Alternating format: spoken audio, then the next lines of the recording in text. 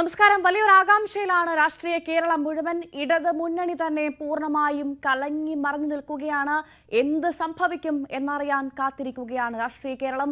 എന്ത് സംഭവിക്കും നമുക്കും കാത്തിരുന്നു കാണാം. പ്രധാനമായും നോക്കാം 9 മണിയിലെ ആദ്യ വാർത്തകൾ. ഇന്നത്തെ മന്ത്രിസഭാ യോഗത്തിന് മുൻപ് ഇടഞ്ഞ CPI അനുനയിപ്പിക്കാൻ തിരക്കിട്ട ശ്രമങ്ങളുമായി CPM. സംസ്ഥാന സെക്രട്ടറി MP ഗോവിന്ദൻ തിരുവനന്തപുരത്ത്. CPI നേതാക്കളുമായി ചർച്ച നടത്തിയേക്കും. സമവായമില്ലെങ്കിൽ ഉച്ച കഴിഞ്ഞ് ചേരുന്ന മന്ത്രിസഭാ യോഗത്തിൽ CPI മന്ത്രിമാർ പങ്കെടുക്കില്ല. തർക്കങ്ങൾ പറഞ്ഞു തീർക്കാൻ വിളിപ്പിച്ച് KPCCക്ക് അന്ത്യശാസനം നൽകി ഹൈക്കമാൻഡ്. തമ്മിൽ തല്ല് തുടർന്നാൽ വരുന്ന തെരഞ്ഞെടുപ്പുകളിൽ തിരിച്ചടിയുണ്ടാകും. ഭിന്നിച്ച് മാറി നിന്ന് മുന്നോട്ട് പോവാനാകില്ലെന്ന് രാഹുൽ ഗാന്ധി. DCC അധ്യക്ഷന്മാരുടെയും KPCC സെക്രട്ടറിമാരുടെയും പുനഃസംഘടനയിൽ അനിശ്ചിതത്വം തുടരുന്നു.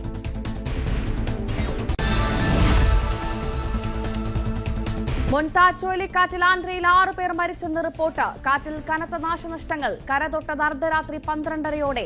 തൊട്ടുപിന്നാലെ ദുർബലമായി. ആന്ധ്രയിലും ഒഡീഷയിലും കനത്ത മഴ തുടരുന്നു.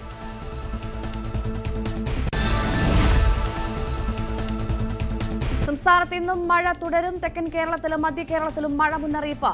തിരുവനന്തപുരം മുതൽ തൃശൂർ വരെ യെല്ലോ അലർട്ട്. ശക്തമായ കാറ്റിനും ഇടിമിന്നലിനും സാധ്യതയെന്ന് കാലാവസ്ഥാ കേന്ദ്രം.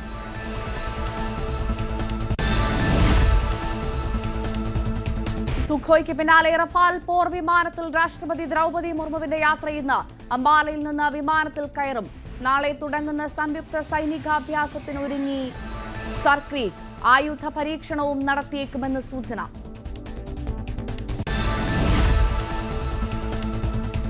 രാഹുൽ ഗാന്ധി ഇന്ന് ബീഹാറിൽ മുസഫർപൂരിലെയും ദർബംഗയിലെയും റാലികളിലെത്തുന്നത്.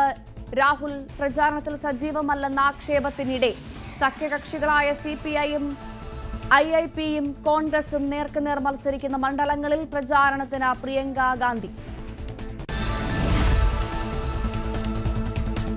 ശബരിമല സ്വർണ്ണമോഷണ കേസിൽ മുരാരി ബാബുവിനെ ഉണ്ണികൃഷ്ണൻ പോറ്റിക്കൊപ്പം ഇരുത്തി ചോദ്യം ചെയ്യും. ഇരുവരെയും ശബരിമലയിൽ എത്തിച്ചു. തെളിവെടുക്കാനും പ്രത്യേക അന്വേഷണ സംഘം. സ്വർണത്തിന് പകരം ചെമ്പെന്ന് രേഖപ്പെടുത്തിയത് ആരെന്ന് കണ്ടെത്താൻ ശ്രമം.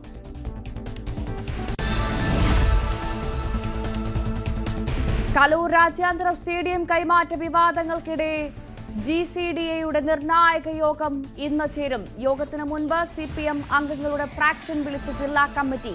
അനുവാദം തേടാതെ സ്പോൺസർ സ്റ്റേഡിയത്തിൽ പെയിന്റിംഗ് നടത്തിയെന്നും പരാതി. രജനീകാന്ത് വിശ്രമ ജീവിതത്തിലേക്കെന്ന സൂചന. കമൽഹാസനൊപ്പമുള്ള ചിത്രത്തിന് ശേഷം സിനിമാ ജീവിതം അവസാനിപ്പിക്കുന്നുവെന്ന് റിപ്പോർട്ടുകൾ. താരം ഇപ്പോൾ ജയിലർ 2 സെറ്റിൽ.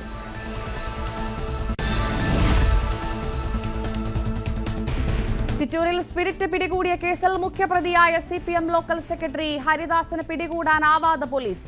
സഹായി ഉദയനും ഒളിവിൽ തന്നെ. ഹരിദാസനെ പാർട്ടിയിൽ നിന്ന് പുറത്താക്കിയെന്ന് CPM.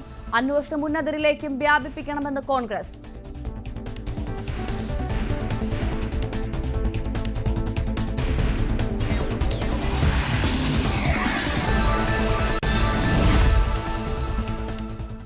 വളരെ പ്രധാനപ്പെട്ട ഇന്നത്തെ രാഷ്ട്രീയ കേരളം ഉറ്റുനോക്കുന്ന വാർത്തയിലേക്ക് നമ്മൾ കടക്കുന്നു. CPI മന്ത്രിമാരുടെ ബഹിഷ്കരണ ഭീഷണിക്കിടെ സംസ്ഥാന മന്ത്രിസഭാ യോഗം ഇന്ന് ചേരും. വൈകുന്നേരം 3:30-ക്കാണ് മന്ത്രിസഭാ യോഗം. PM ശ്രീ പദ്ധതിയിൽ ഒപ്പിട്ടതിൽ പ്രതിഷേധിച്ച് മന്ത്രിസഭാ യോഗത്തിൽ നിന്ന് വിട്ടുനിൽക്കാനാണ് CPI മന്ത്രിമാരുടെ തീരുമാനം. മന്ത്രിസഭാ യോഗത്തിന് മുൻപ് സമവായമുണ്ടായില്ലെങ്കിൽ CPI മന്ത്രിമാർ പങ്കെടുക്കില്ല. CPM സംസ്ഥാന സെക്രട്ടറി MP ഗോവിന്ദൻ തിരുവനന്തപുരത്ത് എത്തിയിട്ടുണ്ട്. നിർണായക ചർച്ച നടത്തിയേക്കുമെന്നാണ് ലഭ്യമാകുന്ന സൂചന. VV അരുൺ നൽകും വിവരങ്ങൾ. അരുൺ, ഇടത് മുന്നണി തന്നെ കലങ്ങി മറിഞ്ഞു കിടക്കുകയാണ്. ഇന്ന് എന്ത് സംഭവിക്കുമെന്ന് കാത്തിരിക്കുകയാണ് രാഷ്ട്രീയ കേരളം മുഴുവൻ. 3:30-ക്കുള്ളിൽ ഒരു സമവായം ഉണ്ടാകുമോ? CPI മന്ത്രിമാർ മന്ത്രിസഭാ യോഗത്തിൽ പങ്കെടുക്കുമോ? ഇല്ലെങ്കിൽ പിന്നീട് എന്ത് സംഭവിക്കും?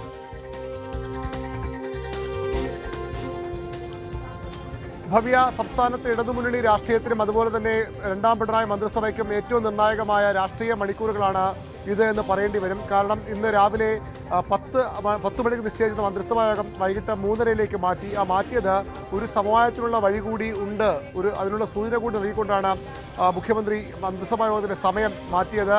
ഈ മണിക്കൂറുകൾക്കുള്ളിൽ ഒരു ചർച്ച നടക്കുമെന്നാണ് പ്രതീക്ഷിക്കപ്പെടുന്നത്. ഇന്നലെ കണ്ണൂരിൽ പരിപാടി ഇന്ന് മുൻകൂട്ടി നിശ്ചയിച്ച പരിപാടി ഉണ്ടായിരുന്നിട്ടും അത് ഒഴിവാക്കി അത് റദ്ദ് ചെയ്ത MV ഗോവിന്ദൻ CPMന്റെ സംസ്ഥാന സെക്രട്ടറി തിരുവനന്തപുരത്ത് ഇന്ന് പുലർച്ചെ എത്തിയിട്ടുണ്ട്. അതിന്റെ ലക്ഷ്യം ഒരു ചർച്ചയാണ്. പക്ഷേ എപ്പോഴാണ് ആരുമായിട്ടാണെന്ന കാര്യത്തിലും വ്യക്തത വന്നിട്ടില്ല. 3:30-ക്കാണ് മന്ത്രിസഭാ യോഗം. നിലവിലെ ധാരണയനുസരിച്ച് CPIയുടെ 4 മന്ത്രിമാരും കെ രാജനും GR അനിലും ജെ ചിഞ്ചുറാണിയും P പ്രസാദും ഇന്നത്തെ മന്ത്രിസഭാ യോഗത്തിൽ പങ്കെടുക്കില്ല. ഈ ഒരു കൃത്യമായ സമവായ സാധ്യതകൾ തുറന്നില്ലെങ്കിൽ പങ്കെടുക്കേണ്ട എന്നാണ് കഴിഞ്ഞ സംസ്ഥാന എക്സിക്യൂട്ടീവ് യോഗം മന്ത്രിമാർക്ക് നൽകിയിട്ടുള്ള നിർദ്ദേശം. രാജി സന്നദ്ധവരെ അറിയിച്ച മന്ത്രിമാരാണ് 4 പേരും. അതുകൊണ്ട് തന്നെ അത്യന്തം നിർണായകമായ രാഷ്ട്രീയ സാഹചര്യമാണ്. എന്ത് പോംവഴിയാണ്, എന്ത് പരിഹാരമാണ്, CPIയെ ബോധ്യപ്പെടുത്താൻ, CPI വിശ്വാസമെടുക്കാൻ എന്ത് ഫോർമുലയാണ് CPMന് ഈ വൈകിയ മണിക്കൂറുകൾ നൽകാൻ കഴിയുന്ന കാര്യമാണ് അറിയേണ്ടത്. ഒരുപക്ഷെ ഇന്ന് തന്നെ ഇടതുമുന്നണി യോഗത്തിന്റെ തീയതിയുമൊക്കെ തീരുമാനിച്ചേക്കും. പക്ഷേ അങ്ങനെ വരുമ്പോഴും ഈ കരാറിൽ നിന്നുകൊണ്ട് PMC കരാറിൽ നിന്നുകൊണ്ട് ഒരു തരത്തിലുള്ള ഒത്തുതീർപ്പിനും ഇല്ല എന്ന് തന്നെയാണ് CPI അർദ്ധശങ്കയ്ക്കിടയില്ലാതെ വ്യക്തമാക്കുന്നത്. ഒരു വഴി സർക്കാരിന് മുന്നിലുള്ളത് ഈ കരാറിൽ നിന്ന് പിന്മാറാനുള്ള സന്നദ്ധയോ അല്ലെങ്കിൽ ഇപ്പോൾ കരാറുമായി മുന്നോട്ട് പോകാൻ തയ്യാറല്ല എന്ന ഒരു അവരുടെ നിലപാടോ കേന്ദ്ര സർക്കാരിനെ അറിയിക്കണമെന്നുള്ളതാണ്. അതാണ് CPIയുടെ ആവശ്യം. അത്തരമൊരു ആവശ്യം CPMന്റെ ഭാഗത്തു നിന്ന് അതിന് അനുകൂല നിലപാടുണ്ടായാൽ, നടപടി ഉണ്ടായാൽ ഒരുപക്ഷെ ഇന്ന് മന്ത്രിസഭാ യോഗത്തിൽ മന്ത്രിമാർ CPI മന്ത്രിമാർ പങ്കെടുത്തേക്കും ഈ പ്രശ്നപരിഹാരത്തിന് വഴി തുറക്കുകയും ചെയ്യും. പക്ഷെ അത്ര എളുപ്പമാണോ കാര്യങ്ങൾ? അതിന് കാരണം ഈ ഒരു കത്ത് നൽകിയാൽ പോലും ഈ കരാറിൽ നിന്ന് പിന്മാറണമെങ്കിൽ കേന്ദ്രമാണ് തീരുമാനിക്കേണ്ടത്. കേന്ദ്രത്തിന് അനുമതി വേണം. പക്ഷേ സാങ്കേതികത്വം അവിടെ നിൽക്കട്ടെ. ഈ ഒരു കത്ത് നൽകുമ്പോൾ സ്വാഭാവികമായി CPIക്കും ഇപ്പോൾ നിലപാടിന് പിന്നോട്ട് പോകാൻ പറഞ്ഞു നിൽക്കാനൊരു കാരണമാകും. അല്ലാതെ അവർക്ക് എന്തെങ്കിലും ഉറപ്പിന്റെ പേരിൽ മാത്രം പിന്മാറാൻ CPIക്ക് കഴിയാത്തൊരു രാഷ്ട്രീയ സാഹചര്യം തന്നെയാണ് ഉള്ളത്. ഏതായാലും ഈ മണിക്കൂറുകൾക്ക് ചർച്ചകൾ വളരെ പ്രധാനമാണ്. CPM നേതാക്കൾ ആരെങ്കിലും ബിനോവിഷത്തെ കാണുമോ അല്ലെങ്കിൽ ഈ അത്തരമൊരു ചർച്ചയ്ക്കുള്ള വഴി തുറക്കുമോ? ഇടതുമുന്നണി കൺവീനർ തിരുവനന്തപുരത്തുണ്ട്. അദ്ദേഹത്തിന്റെ ഭാഗത്തുനിന്നൊരു സമവായ നീക്കം ഏതെങ്കിലും തരത്തിൽ CPI നിർദ്ദേശപ്രകാരം ഉണ്ടാകുമോ എന്നൊക്കെ അതാണ് അരുൺ. ഇന്നത്തെ മന്ത്രിസഭാ യോഗത്തിൽ CPI മന്ത്രിമാർ പോകില്ല എന്നുള്ളത് കൊണ്ടാണല്ലോ വൈകുന്നേരത്തേക്ക് ഈ മന്ത്രിസഭാ യോഗം മാറ്റിയത്. ഏറ്റവും പ്രധാനമായി അതിനു മുൻപ് രാവിലെ ചില ചർച്ചകൾ നടത്തുന്നു. അനുനയ നീക്കത്തിനുള്ള സാധ്യതകൾ തേടുന്നുണ്ട് CPM. അത് എത്രമാത്രം വിജയിക്കാൻ സാധ്യതയുണ്ട് അരുൺ?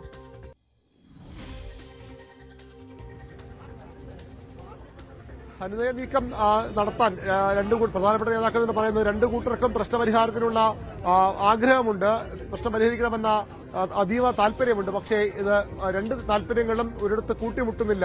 രണ്ടും സമാന്തരമായി മുന്നോട്ട് പോവുകയാണ്. കരാറിൽ നിന്ന് പിന്മാറാൻ കഴിയില്ല നിലപാടിൽ CPMഉം പിന്മാറിയേ മതിയാകുന്ന നിലപാട് CPI നിൽക്കുമ്പോൾ എങ്ങനെയാണ് അവിടെ ഒത്തുതീർപ്പ്, എങ്ങനെയാണ് അവിടെ രമ്യമായ ഒരു പരിഹാരം എന്ന ചോദ്യമാണ് ഇപ്പോഴും നിൽക്കുന്നത്. അതേത് മാർഗത്തിലൂടെ തുറന്നു വരുമെന്നാണ് അറിയേണ്ടത്. മന്ത്രിമാർ ഈ മുഖ്യമന്ത്രി നേരിട്ട് ഇടപെട്ടിട്ടും അത് മറികടന്നുകൊണ്ട് മന്ത്രിമാർ മുഖ്യമന്ത്രിക്ക് അതൃപ്തി അറിയിച്ച് കത്ത് നൽകിയതൊക്കെ മുഖ്യമന്ത്രി പിണറായി വിജയനെ പ്രകോപിപ്പിച്ചിട്ടുണ്ടെന്ന് കൂടിയാണ് മനസ്സിലാക്കേണ്ടത്. അദ്ദേഹം അതിൽ ഒട്ടും തൃപ്തനല്ല. അതുകൊണ്ട് തന്നെ അദ്ദേഹത്തിന്റെ നിലപാട് വളരെ നിർണായകമാണ്. പക്ഷേ പിണറായി വിജയനും CPIയെ പൂർണ്ണമായി തള്ളിക്കൊണ്ട് മുന്നോട്ട് പോകാൻ കഴിയാത്ത ഒരു രാഷ്ട്രീയ സാഹചര്യമുണ്ട്. 3ാം തുടർഭരണമെന്ന സ്വപ്നത്തിലേക്ക്, ആ ലക്ഷ്യത്തിലേക്ക് മുന്നേറുകയാണ് ഇടതുമുന്നണി എന്നാണ് അവരുടെ അവകാശവാദം. അങ്ങനെ വരുമ്പോൾ ഏറ്റവും പ്രധാനപ്പെട്ട ഘടകകക്ഷി CPM കഴിഞ്ഞാൽ 2ാമത്തെ കക്ഷി പിണങ്ങി മന്ത്രിസഭയിൽ നിന്ന് മാറി നിന്ന് പുറത്തുനിന്ന് പിന്തുണയ്ക്കുന്ന രാഷ്ട്രീയ സാഹചര്യമൊക്കെ ഒരു കാരണവശാലും തെരഞ്ഞെടുപ്പുകളിൽ ഇടതുമുന്നണി ഗുണം ചെയ്യില്ല. ഈ അടുത്ത ആഴ്ച ആദ്യം തദ്ദേശ തെരഞ്ഞെടുപ്പിന്റെ വിജ്ഞാപനം വരാനിരിക്കുന്നു. ആഴ്ചകൾക്കപ്പുറത്ത് നിയമസഭാ തെരഞ്ഞെടുപ്പിലേക്ക് സംസ്ഥാനം കടക്കാനിരിക്കുന്നു. അങ്ങനെ വരുമ്പോൾ ഒരു കാരണവശാലും ഇത്തരത്തിൽ CPI മന്ത്രിസഭയ്ക്ക് പുറത്തു നിന്നുള്ള പിന്തുണയാണെങ്കിൽ പോലും ഒരു അനുകൂലമായ ഒരു നല്ല ഒരു രാഷ്ട്രീയ കാലാവസ്ഥയെ CPMനും ഇടതുമുന്നണിക്ക് കാണാൻ കഴിയില്ല. അത് കോൺഗ്രസിന്റെ UDFന്റെ സാധ്യതകൾ മെച്ചപ്പെടുത്തും. അവർക്ക് അത് കൂടുതൽ പ്രതീക്ഷ നൽകുമെന്ന് CPIയും മനസ്സിലാക്കുന്നു. അതുകൊണ്ട് തന്നെ ഒരു പരിഹാരം വേണം. പരിഹാരം എവിടെയാണ്, എപ്പോഴാണ്, ആര് മുൻകൈ എടുക്കുന്ന കാര്യമാണ് ഇനി. അതാണ് അരുൺ, ഈ പ്രശ്നപരിഹാരം എന്ന രീതിയിൽ ഈ മന്ത്രിസഭയുടെ അംഗീകാരം വാങ്ങി മാത്രം ഈ കരാർ നടപ്പാക്കുകയുള്ളൂ എന്നൊരു ഒത്തുതീർപ്പ് നിർദ്ദേശം കൂടി ഉണ്ടല്ലോ. അത് CPI അംഗീകരിക്കാനുള്ള സാധ്യതയുണ്ടോ? അത് CPI സ്വീകരിക്കുമോ അരുൺ?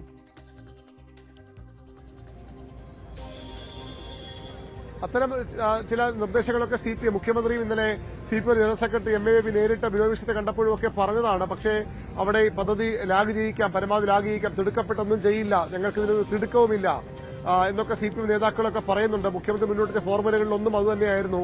ഈ ഇത്തരത്തിൽ പദ്ധതി വളരെ വൈകിപ്പിക്കാം, ഉടൻ എടുത്തിയാടി ഫണ്ട് ആവശ്യപ്പെടുകയോ സ്കൂളുകളുടെ പട്ടിക കൈമാറുകയോ ഒന്നും ചെയ്യില്ല.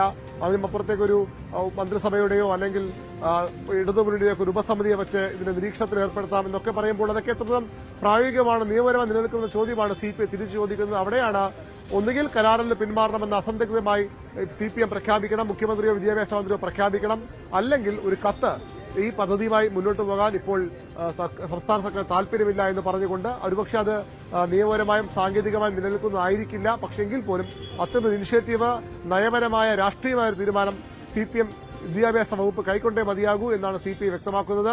അതില്ലാത്ത പക്ഷം കടുത്ത നിലപാടുകളിലേക്ക് അവർ പോകും. ഇന്ന് മന്ത്രിസഭ ബഹിഷ്കരിച്ചാൽ 4-ാം തീയതി CPIയുടെ സംസ്ഥാന കൌൺസിൽ ചേരുന്നുണ്ട്. കുറച്ചുകൂടി കടുത്ത നടപടികളിലേക്ക് പോകാൻ അവർ നിർബന്ധിതമായി തീരും. അത് അസാധാരണമായ രാഷ്ട്രീയ സാഹചര്യം ഇടതുമുന്നണിക്ക് രാഷ്ട്രീയ പ്രതിസന്ധിയായി കൊണ്ടുവരും. അവിടെയാണ് പ്രധാനപ്പെട്ട കാര്യം അരുൺ. ഈ CPIയുടെ ഒരു അഭിമാന പ്രശ്നമാണിത്. അങ്ങനെ ആയി മാറിക്കഴിഞ്ഞിരിക്കുന്നു. പാർട്ടിക്കുള്ളിൽ പോലും CPMന് വഴങ്ങണ്ട എന്നൊരു പൊതുവികാരം ഉണ്ടായിരിക്കുമ്പോൾ അത് ഏത് തരത്തിൽ നേരിടാൻ സംസ്ഥാന സെക്രട്ടറിക്ക് സാധിക്കും അരുൺ? അതുതന്നെയാണ് 45 വർഷത്തെ പാരമ്പര്യമുള്ള 1980-ൽ കോൺഗ്രസ് ബന്ധം ഉപേക്ഷിച്ച് ഇടതു മുന്നണിയെ ശക്തിപ്പെടുത്താൻ ഇടതു സർക്കാർ അധികാരത്തിലെത്താമെന്ന് പറഞ്ഞുകൊണ്ട് വന്ന് ഒരു മുന്നണി രൂപമായതാണ് CPIയും. വലിയ പിണക്കങ്ങൾക്കൊക്കെ ശേഷം അതിനുശേഷം ഇതുവരെ പല പ്രശ്നങ്ങളുണ്ടായിരുന്നു. ഏറെയും കുറഞ്ഞും പ്രശ്നങ്ങളും തർക്കങ്ങളും ഉണ്ടായിരുന്നുവെങ്കിൽ പോലും അതൊക്കെ മാറ്റിവെച്ചുകൊണ്ട് ഒന്നിച്ചു പോകുന്ന മുന്നണി അത് വളരെ നിർണായകമായ ഒരു തെരഞ്ഞെടുപ്പ് വർഷത്തിൽ ഇത്തരത്തിൽ പിഴയണമോ എന്ന ചോദ്യമാണ് അവർക്ക് മുന്നിലുള്ളത്. മുന്നണി വിട്ടുപോകുമെന്ന് CPI ഇപ്പോഴും പറയുന്നില്ല, അതിനവർ തയ്യാറുമല്ല. പക്ഷേ എങ്കിൽ പോലും ഈ മന്ത്രിസഭയിൽ നിന്ന് മന്ത്രിമാരെ പിൻവലിക്കുകയോ നിരന്തരം മന്ത്രിസഭയിൽ പങ്കെടുക്കാതെ മാറി നിൽക്കുകയോ ഒക്കെ ചെയ്യുന്ന സാഹചര്യം ഒട്ടും ഗുണം ചെയ്യില്ല എന്ന് അവർ തിരിച്ചറിയുന്നു. CPI സംസ്ഥാന കൌൺസിലാണ് ഇനിയൊരു തീരുമാനമെടുക്കണമെങ്കിൽ, അതായത് ഇപ്പോൾ TMC വിഷയത്തിൽ അത് CPIയുടെ നിലപാടിൽ പിന്നോട്ട് പോകണമെങ്കിൽ സംസ്ഥാന കൌൺസിലിന്റെ അംഗീകാരം വേണമെന്ന ഒരു നിബന്ധന മുന്നോട്ട് വച്ചത്. അത് തന്നെയാണ് ബിനോയ് ഉൾപ്പെടെയുള്ള നേതാക്കൾക്ക് ഏറ്റവും ബൈൻഡിംഗ് ആയ, ഏറ്റവും അവർക്ക് പിന്തുടരേണ്ട ഒരു തീരുമാനം. അതിനപ്പുറത്തേക്ക് കടക്കാൻ നേതൃത്വത്തിന് കഴിയില്ല. അവിടെയാണ് ഈ CPI നേതൃത്വം കുഴപ്പത്തിലായിരിക്കുന്നത്, അവർ പരുങ്ങലിലായിരിക്കുന്നത്. സംസ്ഥാന കൌൺസിൽ അനുമതി വേണം. സംസ്ഥാന കൌൺസിലിൽ മറ്റ് പല ബിനോയ് വിശ്വത്തിന്റെ താല്പര്യങ്ങളോ അല്ലെങ്കിൽ അദ്ദേഹത്തിന് നയിക്കുന്ന ഗ്രൂപ്പിന്റെ താല്പര്യങ്ങൾക്കോ അപ്പുറത്തേക്കുള്ള എതിർ ഗ്രൂപ്പുകാരുണ്ട്, എതിർ വികാരമുള്ളവരുണ്ട്. ബിനോയ് വിശ്വം മോശം സെക്രട്ടറി എന്ന ദുഷ്പേരുമായാണ് രണ്ടാം ടൈമിലേക്ക് പറയാൻ കഴിയുമെങ്കിൽ പോലും രണ്ടാമത് സെക്രട്ടറി ആകുന്നത്. ആലപ്പുഴ സമ്മേളനത്തിൽ ആദ്യമായി സമ്മേളനം നടക്കുന്ന ആദ്യ സെക്രട്ടറി മാറുന്നത് ബിനോയ് വിശ്വത്തിനും ചിലതൊക്കെ പാർട്ടി തെളിയിക്കേണ്ടതുണ്ട്. CPMന്റെ തൊഴുത്തിൽ AK സെന്റർ തൊഴുത്തിൽ CPIയെ കെട്ടുന്നു എന്ന വിമർശനം കഴിഞ്ഞ കുറേ നാളുകളായി CPI നേതാക്കൾ കേൾക്കുന്നതാണ്. അങ്ങനെയല്ല, CPI സ്വന്തമായി നിലപാടുള്ള പാർട്ടിയാണ്, അസ്തിത്വമുള്ള പാർട്ടിയാണ്, ഇടതുമുള്ള തെറ്റുതിരുത്തൽ ശക്തിയാണ് എന്നൊക്കെ തെളിയിക്കാനുള്ള അവസരമായി ബിനോയ് വിശ്വം ഇത് കണക്കുകൂട്ടുന്നുണ്ടാകാം. വളരെ കൃത്യമായി സംസ്ഥാന കൌൺസിൽ ഇത് ഏകോപിപ്പിക്കുന്നുമുണ്ട്. അതുകൊണ്ട് തന്നെ CPIക്ക് അത്ര പെട്ടെന്ന് നിലപാടിൽ പിന്നോട്ട് പോകാൻ കഴിയുമെന്ന് കരുതാനാകില്ല. ഭവ്യ, അതുമാത്രമല്ല അരുൺ, ഈ തദ്ദേശ തെരഞ്ഞെടുപ്പ് മുന്നിൽ നിൽക്കുമ്പോൾ മുന്നണിയെ പ്രതിക്കൂട്ടിലാക്കാൻ അല്ലെങ്കിൽ മുന്നണിയെ പ്രതിസന്ധിയിലാക്കാൻ സ്വാഭാവികമായും CPIയും ആഗ്രഹിക്കുന്നുണ്ടാവില്ലല്ലോ. അപ്പോൾ അതുകൂടി മുന്നിൽ കണ്ടുള്ള ഒരു പ്രശ്ന പരിഹാരത്തിനുള്ള സാധ്യതയും തെളിയുന്നില്ലേ അരുൺ?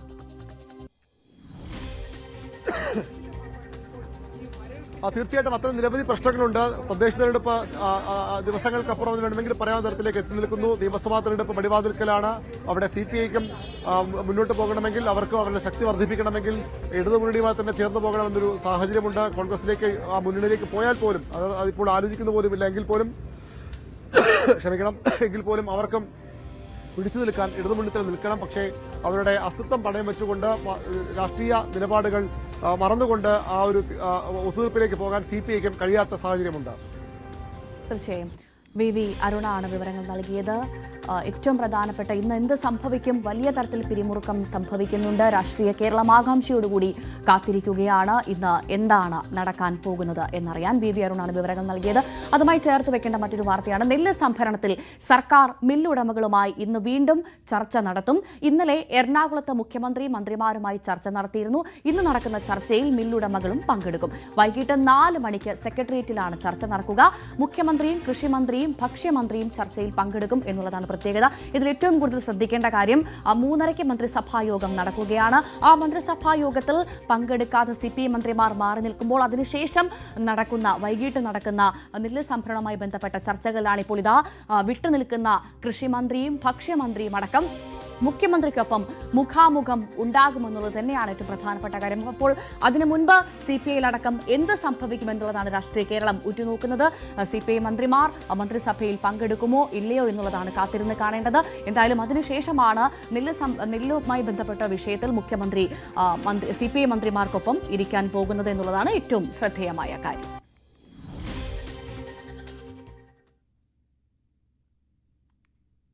ഒയാസിസിനെതിരെ പ്രമേയം പാസാക്കാൻ പാലക്കാട് എലപ്പുള്ളി പഞ്ചായത്ത് ഭരണസമിതിയുടെ പ്രത്യേക യോഗം ഇന്ന് ചേരും. ഇന്നലെ CPM പ്രതിഷേധത്തെ തുടർന്ന് അജണ്ട പാസാക്കാൻ സാധിച്ചിരുന്നില്ല. ഇന്ന് ഉച്ചയ്ക്ക് ഒറ്റ അജണ്ടയോടുകൂടിയാണ് അടിയന്തര യോഗം ചേരുന്നത്. ഇന്നലെ യോഗം തടസ്സപ്പെടുത്തിയതിൽ എലപ്പുള്ളി പഞ്ചായത്ത് സെക്രട്ടറി കസബ പോലീസിൽ പരാതി നൽകി.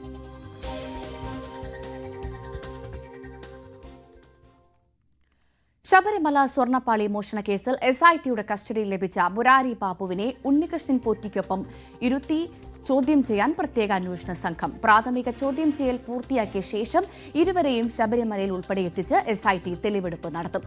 സ്വർണത്തിന് പകരം ചെമ്പ് എന്ന രജിസ്റ്ററിൽ രേഖപ്പെടുത്തിയത് ആരുടെ സ്വാധീനത്തെ തുടർന്ന് കണ്ടെത്താനാണ് അന്വേഷണ സംഘത്തിന്റെ നീക്കം. 4 ദിവസത്തേക്കാണ് മുരാരി ബാബുവിനെ കസ്റ്റഡിയിൽ ലഭിച്ചിരിക്കുന്നത്. നമ്മളിനി വളരെ പ്രധാനപ്പെട്ട ഒരു വാർത്തയിലേക്ക് പോകുന്നു. വെൽഫെയർ പാർട്ടിയും PV അൻവറും UDFന്റെ ഘടകകക്ഷികൾ ആകുമോ എന്ന് പറയാൻ ആവില്ലെന്ന് മുസ്ലിം ലീഗ് ജനറൽ സെക്രട്ടറി PMA സലാം ന്യൂസ് 18നോട്. UDFനോട് സഹകരണം പ്രഖ്യാപിച്ചിട്ട് PV അൻവർ സ്ഥാനാർത്ഥികളെ സ്വന്തം നിലയിൽ നിശ്ചയിച്ചത് ശരിയായില്ല എന്നും PMA സലാം കൂട്ടിച്ചേർത്തു.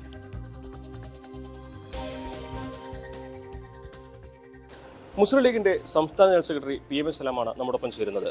നിലമ്പൂർ തെരഞ്ഞെടുപ്പ് മുതൽ വെൽഫെയർ പാർട്ടി UDFനൊപ്പം തന്നെ എന്ന തരത്തിലാണ് അവർ നിലപാട് പ്രഖ്യാപിച്ചിട്ടുള്ളത്. തദ്ദേശ ഭരണ തിരഞ്ഞെടുപ്പിലും അവരുടെ സമീപനം എങ്ങനെ തന്നെയാണ്, അവരോടുള്ള സമീപനം എങ്ങനെയാണ്? അല്ല, നിലമ്പൂർ ഉപതെരഞ്ഞെടുപ്പ് മാത്രമല്ല, അതിന് മുമ്പ് നിയമസഭാ തെരഞ്ഞെടുപ്പിലൊക്കെ കഴിഞ്ഞ തവണ ലോക്കൽ ബോഡി ഇലക്ഷനിലൊക്കെ വെൽഫെയർ പാർട്ടി UDFനെ സഹായിച്ചിട്ടുണ്ട്. ആ സഹായം തുടരുമെന്ന് അവർ വ്യക്തമാക്കിയിട്ടുണ്ട്. ആ സഹായം സ്വീകരിക്കുന്നതിന് UDFന് യാതൊരു വിരോധവുമില്ല. പ്രാദേശികമായി UDF ഘടകങ്ങളുമായി സഹകരിച്ച് അവർ നീക്കുപോക്കുകളോ അഡ്ജസ്റ്റ്മെൻറ്റുകളോ ഉണ്ടാക്കുകയാണെങ്കിൽ UDFന് അതിൽ വിരോധമില്ല എന്ന് അറിയിച്ചിട്ടുണ്ട്. അതെ, സഹകരണമാണ്. UDFന്റെ നിലപാടുകളെ അവർ അംഗീകരിക്കുന്നു. CPMന്റെയും BJPയുടെയും നിലപാടുകൾ രാജ്യത്തിനും ജനങ്ങൾക്കും എതിരാണ് എന്ന് അവർ വിശ്വസിക്കുന്നു. അതിൻ്റെ അടിസ്ഥാനത്തിൽ UDFന്റെ കൂടെ നിൽക്കാനും UDFനെ സഹായിക്കാനും അവർ തയ്യാറാണ്.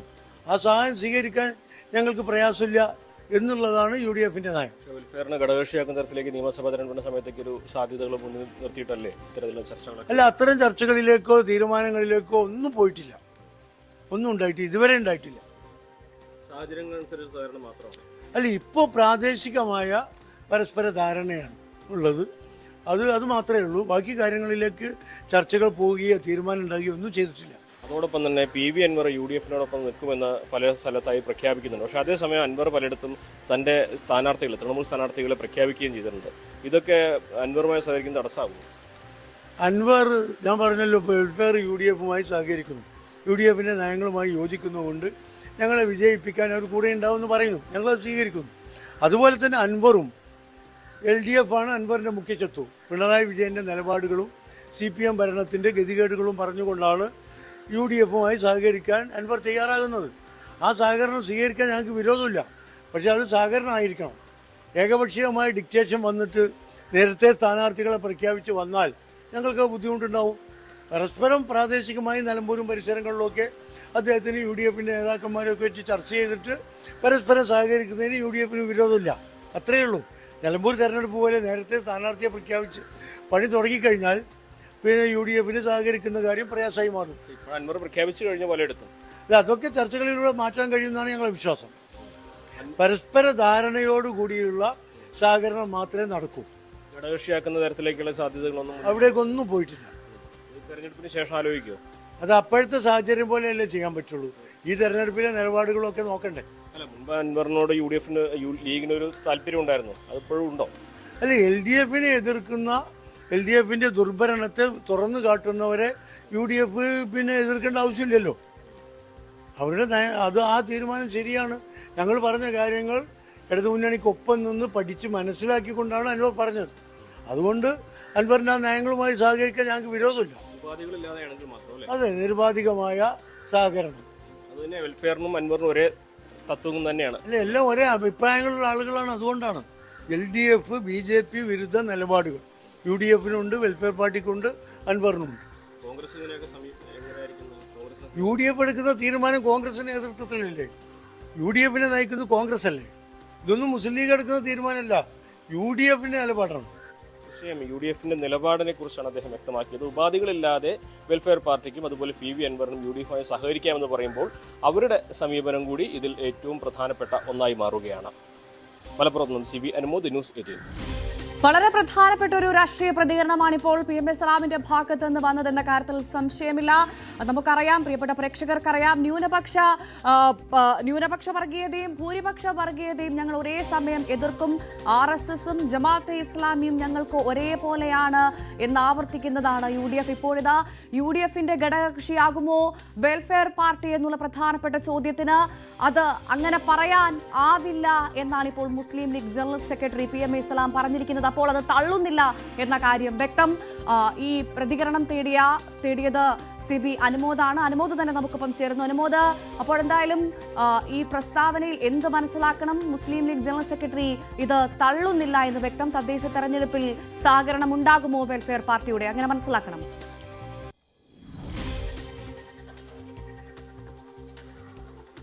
ഭവ്യ, തദ്ദേശ തെരഞ്ഞെടുപ്പിൽ വെൽഫെയർ പാർട്ടിക്ക് പ്രാദേശികമായി UDF-നുമായി സഖ്യം ചേരാമെന്ന് തന്നെയാണ് അദ്ദേഹം പറയുന്നത്. പക്ഷേ ഇതിൽ ഉപാധികളില്ലാത്ത സഹകരണമാണ് പ്രഖ്യാപിക്കുന്നത്. അതല്ലാതെ ഒരു തെരഞ്ഞെടുപ്പിന് ശേഷം അസോസിയേറ്റ് മെമ്പറാക്കാമെന്നോ ഘടകകക്ഷിയാക്കാമെന്നോ ഒന്നൊരു ഉറപ്പ് കൊടുത്തല്ല. പ്രാദേശികമായിട്ട് UDF-ന് ഗുണം ചെയ്യുന്ന തരത്തിൽ LDF-നെയും BJP-യെയും എതിർക്കാൻ കഴിയുന്ന തരത്തിൽ നിലപാട് സ്വീകരിച്ചവരോടും UDF സഹകരിക്കുമെന്നും അതിൽ വെൽഫെയർ പാർട്ടിയുടെ നയങ്ങൾ അത്തരത്തിലുള്ളതാണെന്നും ആണ് PM സലാം പറഞ്ഞു വെക്കുന്നത്. അതായത് ഈ ഒരു തദ്ദേശ ഭരണ തെരഞ്ഞെടുപ്പിൽ വെൽഫെയറുമായി കൈകോർത്ത് തന്നെയായിരിക്കും UDF-ന്റെ നീക്കമെന്ന് വ്യക്തമാണ്. ഇതിൽ ഘടകകക്ഷിയാക്കണമെന്നോ അസോസിയേറ്റ് ആക്കണമെന്നോ ആവശ്യങ്ങളോടൊന്നും തന്നെ പ്രതികരിക്കേണ്ടതില്ല. കാരണം ഇപ്പോൾ നിയമസഭാ തെരഞ്ഞെടുപ്പിന്റെ ഘട്ടത്തിലേക്ക് എത്തുമ്പോഴുള്ള സാഹചര്യം എന്താണെന്ന് പറയാനാകില്ല. തദ്ദേശ ഭരണ തെരഞ്ഞെടുപ്പിന്റെ സാഹചര്യങ്ങൾ വ്യത്യസ്തമാണ്. അതുകൊണ്ട് തന്നെ നിലമ്പൂരിൽ അനുവർത്തിച്ച അതേ നയം അത് പിന്തുടർന്നുകൊണ്ട് തന്നെ UDF-മായി സഹകരിച്ച് വെൽഫെയർ മുന്നോട്ട് പോയാൽ UDF-നും വെൽഫെയറിനും അതിന്റെ ഗുണം കിട്ടുമെന്ന് കൂടി പറഞ്ഞു വെക്കുകയാണ് പരോക്ഷമായിട്ട് PM സലാം. ഇക്കാര്യത്തിൽ വലിയ തോതിൽ തന്നെ ചർച്ചകൾ നടന്നിട്ടുണ്ട്. നമുക്കറിയാം, നിയമസഭാ തെരഞ്ഞെടുപ്പ് നിലമ്പൂർ ഉപതെരഞ്ഞെടുപ്പിന്റെ സമയത്ത് തന്നെ VD സതീശന്റെ നിലപാടുകൾ, അദ്ദേഹം വെൽഫെയർ പാർട്ടി അതിന്റെ മുൻ തത്വങ്ങളും മുൻ നയങ്ങളും ഒക്കെ മാറ്റിയാണ് സഹകരിക്കുന്നതെന്ന് പറയുകയും തുടർന്ന് വെൽഫെയർ തന്നെ അതിന്റെ മാതൃസംഘടനയായ ജമാഅത്തെ ഇസ്ലാമി അവരുടെ ആശയങ്ങൾ പ്രചരിപ്പിക്കാനുള്ള നീക്കങ്ങൾ തുടരുകയൊക്കെ ചെയ്തതാണ്. വലിയ ചർച്ചയാവുകയൊക്കെ ചെയ്തതാണത്. പക്ഷേ ഈ ഒരു ഘട്ടത്തിൽ വെൽഫെയറുമായിട്ടുള്ള സഹകരണ സഖ്യത്തിൽ മുന്നോട്ട് പോകാം, സഹകരണ അടിസ്ഥാനത്തിൽ മുന്നോട്ട് പോകാം എന്ന് തന്നെ മുസ്ലിം ലീഗ് പറഞ്ഞു വെക്കുമ്പോൾ കോൺഗ്രസിന്റെ കൂടി നിലപാടാണ് അത് എന്ന് അദ്ദേഹം വ്യക്തമാക്കുന്നുണ്ട്. ഇത് UDF-ന്റെ തീരുമാനമാണ്, അത് കോൺഗ്രസ് ആണ് നയിക്കുന്നത്. കോൺഗ്രസ് എടുത്തൊരു തീരുമാനത്തെ പറയുന്നു എന്നും കൂടിയാണ് PM സലാം പറയുന്നത്. ലീഗിന്റെ അല്ല, UDF-ന്റേതാണെന്ന് കൂടി അദ്ദേഹം പറഞ്ഞു വെക്കുന്നുണ്ട്. അപ്പോൾ പോലും ഈ വെൽഫെയർ പാർട്ടി അദ്ദേഹം തള്ളുന്നുമില്ല. ഘടകകക്ഷിയാകുമോ എന്നുള്ള ചോദ്യത്തിന് ഒരു അങ്ങനെ ആവാതിരിക്കാൻ സാധ്യതയില്ല, അല്ലെങ്കിൽ ആകുമോ എന്ന് ഇപ്പോൾ പറയാൻ സാധിക്കില്ല എന്ന് പറയുമ്പോൾ ഒരു ക്ലാരിറ്റി നൽകുന്നില്ല വളരെ വ്യക്തമായി, അല്ലേ? തീർച്ചയായും അത് വളരെ ബുദ്ധിപൂർവ്വമുള്ള ഒരു നിലപാടാണ്. ഒരു സുരക്ഷിതമായ അകലം വെച്ചുകൊണ്ട് സുരക്ഷിതമായ ഒരു നിലപാട് സ്വീകരിച്ചാണ് ലീഗ് ജനറൽ സെക്രട്ടറി ഇക്കാര്യങ്ങൾ വ്യക്തമാക്കിയിട്ടുള്ളത്. അസോസിയേറ്റ് മെമ്പറാക്കുമോ സഖ്യകക്ഷിയാക്കുമോ എന്നുള്ള കാര്യത്തിലൊന്നും ഇപ്പോൾ പറയാനില്ലെങ്കിലും ഞങ്ങൾ സഹകരിച്ച് മുന്നോട്ട് പോകും എന്ന് തന്നെ അദ്ദേഹം പറഞ്ഞു വെക്കുകയാണ്.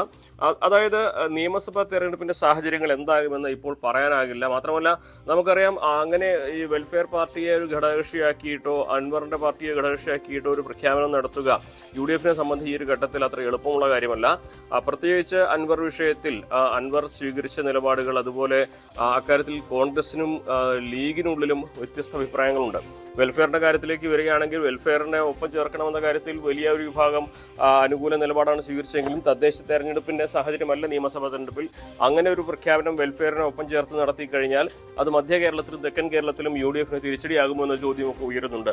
അപ്പോൾ ഓരോ മേഖലയിലെ രാഷ്ട്രീയ സാഹചര്യങ്ങൾക്കനുസരിച്ച് വേണം നയങ്ങൾ സ്വീകരിക്കാൻ എന്ന് പറയുമ്പോഴും വെൽഫെയറിനെ ഒപ്പം നിർത്തിയിട്ടുള്ള അല്ലെങ്കിൽ ഘടകകക്ഷിയാക്കുകയോ അസോസിയേറ്റ് മെമ്പർ ആക്കുകയോ ചെയ്യുമെന്ന ഒരു പ്രഖ്യാപനം നടത്തി കഴിഞ്ഞാൽ അത് വലിയ തോതിൽ തന്നെ UDF-ന് പല മേഖലകളിലും, പ്രത്യേകിച്ച് അവരുടെ സ്ഥിരം വോട്ട് ബാങ്ക് ആയിട്ടുള്ള പല മേഖലകളിലും അത് തിരിച്ചടി ഉണ്ടാക്കുമെന്ന ഒരു വിലയിരുത്തലുമുണ്ട്. അതുകൊണ്ടാണ് ഘടകകക്ഷി അസോസിയേറ്റ് മെമ്പർ തുടങ്ങിയ കാര്യങ്ങളിൽ അത്തരത്തിലുള്ള ഉറപ്പുകളൊന്നും നൽകാതെ അല്ലെങ്കിൽ അത്തരം ചർച്ചകളൊന്നും നടത്താതെ നിരുപാധിക സഹകരണം എന്ന ഒരു വാക്ക് മാത്രം മുന്നിൽ വെച്ച് ഈ തരത്തിൽ ഇപ്പോൾ UDF വെൽഫെയറിനെ ചേർത്ത് പിടിച്ച് മുന്നോട്ട് പോകുന്നത്. അപ്പോൾ പോലും അനുമോദ് ഈ ജമാഅത്തെ ഇസ്ലാമിയുടെ രാഷ്ട്രീയ പാർട്ടി ഒപ്പം കൂട്ടുന്നതിൽ UDFിലെ മതനിരപേക്ഷത ഉയർത്തിപ്പിടിക്കുന്ന ചിലർക്ക് എതിർപ്പുണ്ടെന്നുള്ള കാര്യത്തിൽ സംശയമില്ല. അതുമാത്രമല്ല, നമുക്കറിയാം ഈ സമസ്തയിലെ ഒരു വിഭാഗത്തിനടക്കം ഈ ജമാഅത്തെ ഇസ്ലാമിയുടെ രാഷ്ട്രീയ പാർട്ടി ഒപ്പം കൂടുന്നത് എതിർപ്പുണ്ട്. അപ്പോൾ ആ സമയം അതുകൊണ്ട് തന്നെ സഹകരിക്കുകയാണെങ്കിൽ സഹകരിക്കാം, അല്ലെങ്കിൽ സഹകരിച്ചങ്ങ് പോവട്ടെ എന്നുള്ളൊരു അടവ് നയമാണോ ഇവിടെ സ്വീകരിക്കുന്നത്? തീർച്ചയായും ഇതൊരു അടവ് നയം തന്നെയാണ്. കാരണം ഒപ്പം നിർത്തുന്നവരുടെ രാഷ്ട്രീയമായിട്ടുള്ള ചരിത്രം പരിശോധിച്ച് അതിനെ വിലയിരുത്തി വിമർശിക്കുന്ന ഒട്ടേറെ വിഭാഗങ്ങൾ ലീഗിൻ്റെ ഒപ്പം ഉള്ളവരിലുമുണ്ട്, അതുപോലെ UDFിൻ്റെ ഭാഗമായിട്ടുള്ളവരിലുമുണ്ട്. സ്വാഭാവികമായിട്ടും ഒരു കൂട്ടത്തെ ഒപ്പം കൂട്ടുമ്പോൾ മറുവശത്തുണ്ടാകുന്ന പ്രതിസന്ധി അത് മുന്നിൽ കണ്ടുകൊണ്ട് തന്നെയാണ് അത്തരത്തിലുള്ള പ്രഖ്യാപനങ്ങളിലേക്ക് പോകാത്തത്. നമ്മൾ നിലമ്പൂരിൽ കണ്ടതാണ്. സമസ്തയിലെ ഒരു വിഭാഗം എല്ലാ കാലത്തും കോൺഗ്രസിനൊപ്പം അല്ലെങ്കിൽ UDFിനൊപ്പം നിൽക്കുന്നവർ ഒരുപക്ഷെ ഈ ജമാഅത്തെ ഇസ്ലാമിയുടെ സഖ്യം വന്നതുകൊണ്ട് ഞങ്ങൾ മാറി നിൽക്കുന്നെന്ന് പറയുന്നത്, പക്ഷെ അതും തെരഞ്ഞെടുപ്പിൽ വലിയ തോതിൽ പ്രതിഫലിച്ചില്ല എന്ന് UDF അവകാശപ്പെടുമ്പോഴും തദ്ദേശ ഭരണ തെരഞ്ഞെടുപ്പിന്റെ സാഹചര്യങ്ങൾ വ്യത്യസ്തമാണ്. നിയമസഭാ തെരഞ്ഞെടുപ്പിലും പോലെയല്ല. അവിടെ ഓരോ വാർഡിലെയും വോട്ടുകൾ കണക്ക് കൂട്ടുമ്പോൾ അവിടെ ഓരോരുത്തരുടെയും ശക്തിയും ദൗർബല്യവും ഒക്കെ യഥാർത്ഥത്തിൽ തെളിയുന്ന ഒരു ഘട്ടം കൂടിയാണ് തദ്ദേശ ഭരണ തെരഞ്ഞെടുപ്പ്. അപ്പോൾ അതുകൊണ്ട് കൂടുതൽ അവരെ പ്രകോപിപ്പിക്കാതെ എന്നാൽ വെൽഫെയറിനെ പിണക്കാതെ ഒരു നിലപാടാണ് മുസ്ലിം ലീഗ് പ്രത്യേകിച്ച് UDF സ്വീകരിച്ചിട്ടുള്ളത്. അതുകൊണ്ട് തന്നെയാണ് ഉപാധികളില്ലാത്തൊരു സഹകരണം എന്ന ഒരു ആർക്കും പരിക്ക് പറ്റാത്ത ഒരു വാക്ക് അവർ ഉപയോഗിക്കുന്നത്. ഇത് സംബന്ധിച്ച് വെൽഫെയറിന്റെ പ്രസ്താവനകളും പ്രധാനപ്പെട്ടതാണ്. അവർ എന്ത് നിലപാടാണ് തദ്ദേശ തെരഞ്ഞെടുപ്പിൽ സ്വീകരിക്കുക എന്ന കാര്യത്തിൽ അവർ ഇനിയും നിലപാട് പ്രഖ്യാപിക്കേണ്ടതുണ്ട്. UDFുമായി സഹകരിക്കുന്നത് ആദ്യമായിട്ടല്ല എന്ന് വെൽഫെയർ നേരത്തെ തന്നെ പ്രഖ്യാപിച്ചതാണ്. നമുക്കറിയാം മുൻപ് LDFുമായിട്ടും പ്രാദേശികമായിട്ടുള്ള സഖ്യങ്ങൾ തദ്ദേശ ഭരണ തെരഞ്ഞെടുപ്പിൽ പലയിടത്തും വെൽഫെയർ സ്വീകരിച്ചിട്ടുണ്ട്. മലപ്പുറം ജില്ലയിൽ പല പഞ്ചായത്തുകളും LDF നേടുകയും ചെയ്തിട്ടുണ്ട്. അപ്പോൾ ഇത്തവണ അത്തരത്തിലുള്ള LDFുമായിട്ട് ഒരു സഹകരണമില്ലാതെ പൂർണ്ണമായിട്ട് UDFിന്റെ ഭാഗത്തേക്ക് വെൽഫെയറിന്റെ സഹകരണം വരുന്നതോടെ മലപ്പുറം ജില്ലയിൽ പ്രത്യേകിച്ച് മലബാറിന്റെ പല മേഖലകളിലും അത് UDFിനെ സംബന്ധിച്ച് മുസ്ലിം ലീഗിനെ സംബന്ധിച്ച് വലിയ തോതിൽ തന്നെ നേട്ടമുണ്ടാക്കും. അവിടെയും മുസ്ലിം ലീഗിന് ഒപ്പം നിൽക്കുന്നവരെയും UDFിന്റെ ഭാഗമായിട്ടുള്ളവരെയും പിണക്കാതിരിക്കുവാൻ വേണ്ടിയാണ് അദ്ദേഹം ഇതൊരു ഘടകകക്ഷിയോ അസോസിയേറ്റ് മെമ്പറോ തുടങ്ങിയ ചോദ്യങ്ങൾക്ക് വ്യക്തമായ മറുപടി നൽകുന്ന ഒരു നിരുപാധിക സഹകരണം എന്ന കാര്യം മാത്രം മുന്നിൽ വെച്ച് ഇപ്പോൾ മുന്നോട്ട് പോകുന്നത്. തീർച്ചയായും നിർണായകമായ വളരെ പ്രധാനപ്പെട്ട ഒരു പ്രതികരണമാണ് ഇപ്പോൾ PMA സലാമിന്റെ ഭാഗത്തുനിന്ന് വന്നത്. വെൽഫെയർ പാർട്ടിയും PV അൻവറും UDFിന്റെ ഘടകകക്ഷിയാകുമോ എന്ന് പറയാനാവില്ല എന്നാണ് മുസ്ലിം ലീഗ് ജനറൽ സെക്രട്ടറി പറഞ്ഞത്. അതുമാത്രമല്ല, UDFിനോട് സഹകരണം പ്രഖ്യാപിച്ചിട്ട് PV അൻവർ സ്ഥാനാർത്ഥികളെ സ്വന്തം നിലയിൽ നിശ്ചയിച്ചത് ശരിയായില്ല എന്നും അദ്ദേഹം പറയുമ്പോൾ PV അൻവറിന്റെ രാഷ്ട്രീയ ഭാവി കോൺഗ്രസിൽ എന്താകുമെന്നുള്ള ചോദ്യം കൂടി അവിടെ ഉയരുകയാണ്. CV അനുമോദാണ് വിശദ വിവരങ്ങൾ നൽകിയത്. മഞ്ഞുരുക്കലിന് ഡൽഹിക്ക് വിളിപ്പിച്ച സംസ്ഥാന കോൺഗ്രസ് നേതൃത്വത്തിന് ഹൈക്കമാൻഡിന്റെ അന്ത്യശാസനം. അനൈക്യം തുടർന്നാൽ തദ്ദേശ നിയമസഭാ തെരഞ്ഞെടുപ്പുകളിൽ തിരിച്ചടി നേരിടേണ്ടി വരുമെന്നും ഭിന്നിച്ച് മാറി നിന്നുകൊണ്ട് മുന്നോട്ട് പോവാനാവില്ലെന്നും രാഹുൽ ഗാന്ധി മുന്നറിയിപ്പ് നൽകി. അതേസമയം DCC അധ്യക്ഷന്മാരുടെയും KPCC സെക്രട്ടറിമാരുടെയും പുനഃസംഘടനയുടെ കാര്യത്തിൽ അനിശ്ചിതത്വം തുടരുകയാണ്. സംസ്ഥാന കോൺഗ്രസിൽ പുകയുന്ന നേതൃത്വത്തിനിടയിലെ അമർഷം ഒടുവിൽ ഹൈക്കമാൻഡിന് മുമ്പിൽ പരസ്യമായ തുറന്നു പറച്ചിലായി. KPCCയുടെ ആദ്യഘട്ട പുനഃസംഘടനാ പട്ടിക പുറത്തു വന്നിട്ടും പുതിയ ഭാരവാഹികളെ ഉൾപ്പെടുത്തിക്കൊണ്ട് നേതൃയോഗം കൂടാൻ കഴിയാത്തതിൽ അധ്യക്ഷൻ സണ്ണി ജോസഫും വർക്കിംഗ് പ്രസിഡന്റുമാരും അതൃപ്തി പരസ്യമാക്കി. കേരളത്തിന്റെ ചുമതലയുള്ള AICC ജനറൽ സെക്രട്ടറി ദീപാദാസ് മുൻഷിയും നേതൃയോഗം മാറ്റിവെക്കാൻ ഇടയായതിൽ അമർഷം പ്രകടിപ്പിച്ചതായാണ് സൂചന. KPCCയുടെ പ്രവർത്തനങ്ങൾ സംബന്ധിച്ച് തന്നോട് കൂടിയാലോചനകൾ നടക്കുന്നില്ലെന്ന് പ്രതിപക്ഷ നേതാവ് VD സതീശൻ തുറന്നടിച്ചു. സംസ്ഥാനത്ത് പാർട്ടിയെ നിയന്ത്രിക്കുന്നത് KPCC അധ്യക്ഷനല്ലെന്നും വർക്കിംഗ് പ്രസിഡന്റുമാർ പാർട്ടിയെ ഹൈജാക്ക് ചെയ്തതായും സതീശൻ നേതൃത്വത്തെ നിലപാടറിയിച്ചതായാണ് വിവരം. അതേസമയം K. സുധാകരൻ KPCC അധ്യക്ഷനായിരുന്നപ്പോൾ ഉണ്ടായിരുന്ന നിസ്സഹകരണം സണ്ണി ജോസഫിനോടും പ്രതിപക്ഷ നേതാവ് തുടരുകയാണെന്ന് നേതാക്കളിൽ ചിലർ ഹൈക്കമാൻഡിനെ അറിയിച്ചു. മല്ലികാർജ്ജുന ഖാർഗെയുമായും രാഹുൽ ഗാന്ധിയുമായും പ്രത്യേകം ചർച്ച നടത്തിയ ശശി തരൂരും ഐക്യം കൂടാതെയുള്ള സംസ്ഥാന നേതൃത്വത്തിന്റെ നീക്കങ്ങളിൽ വിയോജിപ്പ് പരസ്യമാക്കി.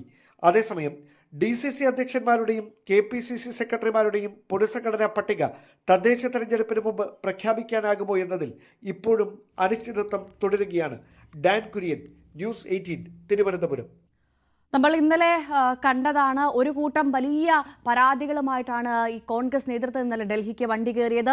അവിടെ നമ്മൾ കണ്ടത് KPCCയെ തള്ളിപ്പറയുന്ന പ്രതിപക്ഷ നേതാവിനും പ്രതിപക്ഷ നേതാവിനെ തള്ളിപ്പറയുന്ന KPCC പ്രസിഡന്റിനെയും നമ്മൾ ഇന്നലെ അവിടെ കണ്ടതാണ്. അതിനിടയിൽ ഹൈക്കമാൻഡ് എന്തായാലും ഹൈക്കമാൻഡ് വിഷയത്തിൽ കടുപ്പിച്ചിരിക്കുന്നു എന്ന് തന്നെയാണ് ഇക്കാര്യത്തിൽ നിന്ന് വ്യക്തമാകുന്നത്. വളരെ പ്രധാനപ്പെട്ട മറ്റു വാർത്തകളിലേക്ക് എത്തണം ഒരിടവേളയ്ക്ക് ശേഷം.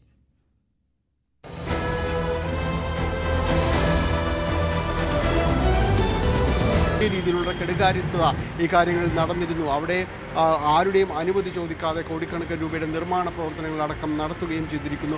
വലിയ രീതിയിലുള്ള അഴിമതി ഇക്കാര്യത്തിലൂടെ GCDA ഉത്തരം പറയണം, ഈ കരാറിലെ വ്യവസ്ഥകൾ പരസ്യമാക്കണമെന്നതടക്കമുള്ള കാര്യങ്ങൾ ആവശ്യപ്പെട്ടിരുന്നു. എന്തായാലും ഇക്കാര്യത്തിൽ എന്താണ് GCDAക്ക് പറയാനുള്ളതെന്നത് യോഗശേഷം വ്യക്തമാക്കുകയും ചെയ്യും. അതോടൊപ്പം കഴിഞ്ഞ ദിവസങ്ങളിൽ അവിടെ സ്റ്റേഡിയത്തിനകത്തേക്ക് കയറിയ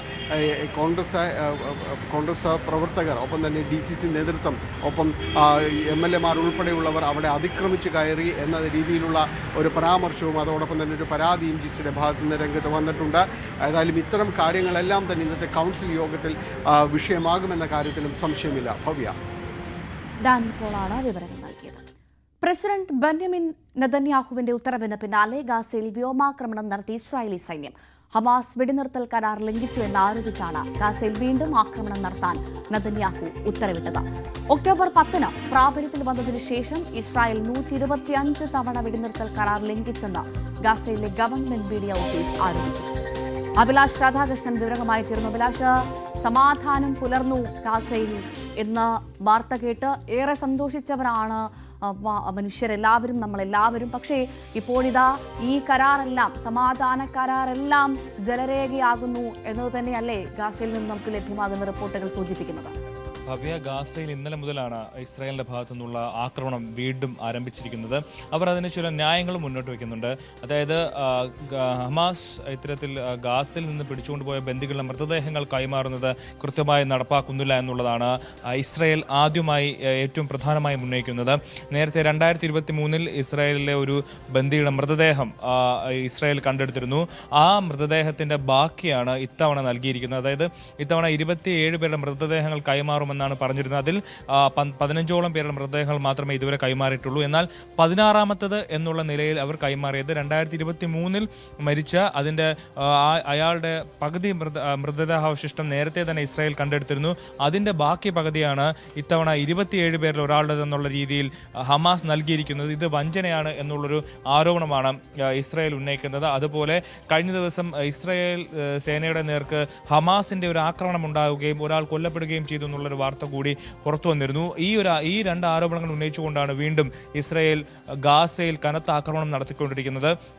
ഇന്നലെ വൈകുന്നേരത്തോടു കൂടി തന്നെ ബെഞ്ചമിൻ നെതന്യാഹുവിൻ്റെ നിർണായകമായ പ്രഖ്യാപനം വന്നിരുന്നു. ഗാസയിൽ ഹമാസ് വെടിനിർത്തൽ പ്രഖ്യാപനം ലംഘിച്ചിരിക്കുന്നു, അല്ലെങ്കിൽ ഗാസ സമാധാന പദ്ധതിയുടെ കരാറിലെ വ്യവസ്ഥകൾ ലംഘിച്ചിരിക്കുന്നു. അതുകൊണ്ട് ഇസ്രായേൽ തിരിച്ചടിക്കുകയാണെന്ന് പ്രഖ്യാപിച്ചുകൊണ്ട് വലിയ ആക്രമണമാണ് ഇന്നലെ ഗാസയിൽ ഇസ്രായേൽ നടത്തിയത്. അതിൽ 30ഓളം പേർ കൊല്ലപ്പെട്ട ഒരു സാഹചര്യമുണ്ട്. ഇപ്പോൾ ഈ ഒരു സാഹചര്യത്തിലാണ് വിദഗ്ധർ വിലയിരുത്തുന്നത്. അതായത് ഗാസയിലെ വെടിനിർത്തൽ പൂർണ്ണമായും ഇല്ലാതായിരിക്കുന്നു, സമാധാന കരാർ പാളിപ്പോയിരിക്കുന്നു എന്നുള്ള വിവരം പുറത്തു വരുന്നത്. അതുപോലെ തന്നെ മറ്റൊരു പ്രധാനപ്പെട്ട കാര്യം, ഇത്തരത്തിൽ ഹമാസ് പറയുന്നത് തങ്ങൾ ഒരു തരത്തിലും ബന്ദികളുടെ മൃതദേഹ കൈമാറ്റം വൈകിപ്പിച്ചിട്ടില്ല. ഗാസയിൽ ഇസ്രായേൽ നടത്തിയ കനത്ത ആക്രമണങ്ങളുണ്ട്.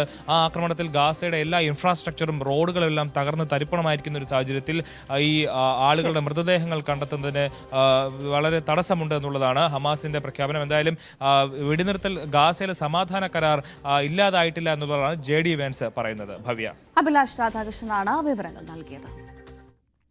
5 ദിവസത്തെ ഏഷ്യൻ പര്യടനത്തിന്റെ ഭാഗമായി ദക്ഷിണ കൊറിയയിലെത്തിയ ട്രംപ് നാളെ ചൈനീസ് പ്രസിഡന്റ് ഷീ ജിൻപിങ്ങുമായി കൂടിക്കാഴ്ച നടത്തും. ഏഷ്യ പസഫിക് സാമ്പത്തിക സഹകരണ ഫോറത്തിന്റെ യോഗത്തിനിടെയാകും ഇരു നേതാക്കളും തമ്മിൽ കാണുന്നത്. അമേരിക്കയുടെ താരിഫ് യുദ്ധത്തിൽ ശക്തമായി തിരിച്ചടിക്കുന്ന ചൈനയെ സംബന്ധിച്ച് ഈ കൂടിക്കാഴ്ച വിജയമാണെന്നാണ് വിദഗ്ധരുടെ നിരീക്ഷണം. ഷിയെ കണ്ട ശേഷം ട്രംപ് ഉത്തര കൊറിയൻ നേതാവ് കിം ജോങ് ഉന്നിനെയും കാണുമെന്നാണ് റിപ്പോർട്ടുകൾ.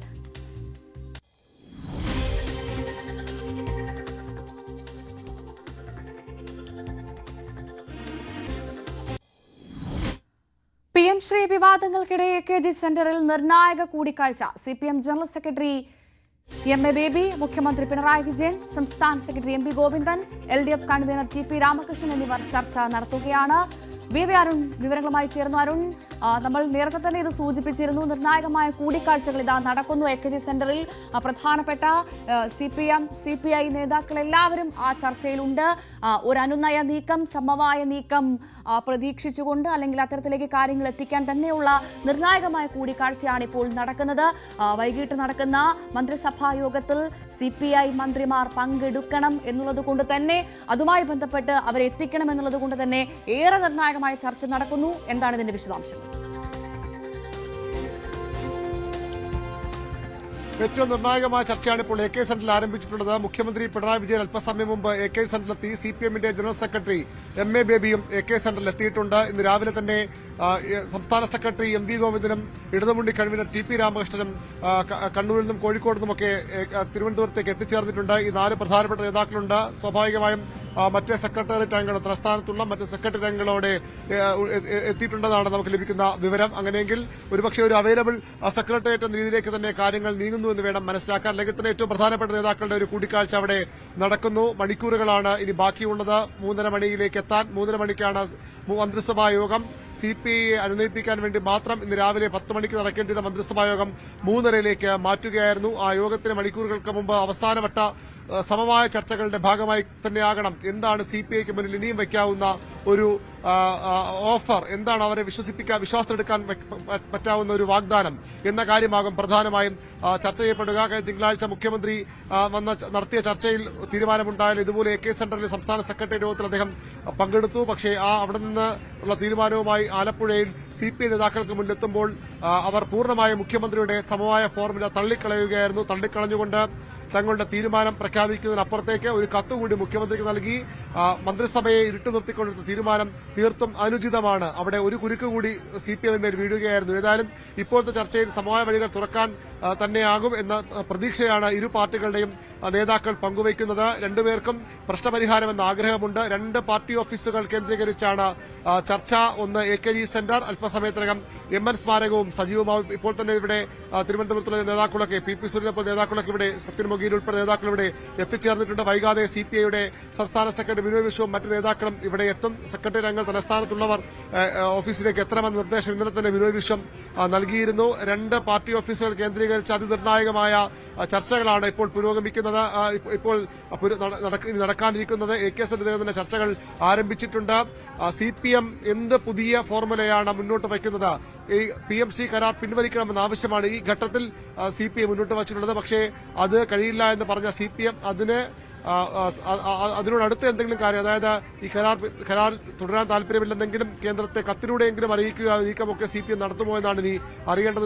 വളരെ പ്രധാനപ്പെട്ട കാര്യം അത് തന്നെയാണ്. ഈ PMC പദ്ധതിയിൽ കേന്ദ്രവുമായി ഒപ്പിട്ട ധാരണാപത്രം റദ്ദാക്കണമെന്നുള്ള ഏറ്റവും ഒരു പ്രധാനപ്പെട്ട ആവശ്യം മാത്രമേ CPIക്ക് മുൻപിലുള്ളൂ. അതിൽ നിന്ന് പിന്നോട്ട് പോവില്ല എന്ന് CPI പറയുമ്പോൾ ഇപ്പോൾ ചേരുന്ന CPM യോഗത്തിൽ ഏറ്റവും പ്രധാനമായും മുതിർന്ന നേതാക്കൾ എല്ലാവരും AKG സെന്ററിൽ ഉണ്ടെന്നാണ് ഞാൻ മനസ്സിലാക്കുന്നത്. എന്ത് ഫോർമുല മുന്നോട്ട് വയ്ക്കുമെന്നത് തന്നെയാണ് അറിയേണ്ടത്.